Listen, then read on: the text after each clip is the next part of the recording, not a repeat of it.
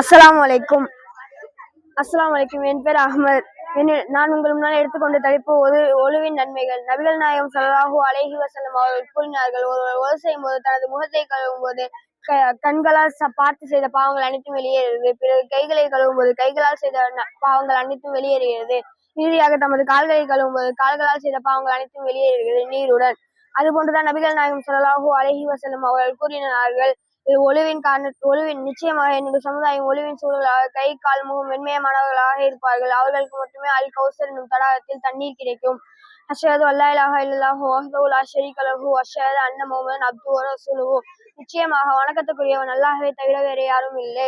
முஹம்மது நபி ஸல்லல்லாஹு அலைஹி வஸல்லம் அல்லாஹ்வின் தூதரும் அடியாரும் ஆவார்கள் என்று சாட்சி கூறுகிறேன். யாரேனும் ஒருவர் இந்த துஆவை ஒழு செய்த பின் ஓதுகிறாரோ அவருக்காக சொர்க்கத்தின் 8 வாசல்களும் திறக்கப்பட்டு தமக்கு விரும்பிய வாசல் வழியாக செல்லலாம். இந்த நன்மையை உங்களுக்கும் எனக்கும் பெறுவதற்கு அல்லாஹ் அருள் புரிவானாக. நன்றி. அஸ்ஸலாமு அலைக்கும்.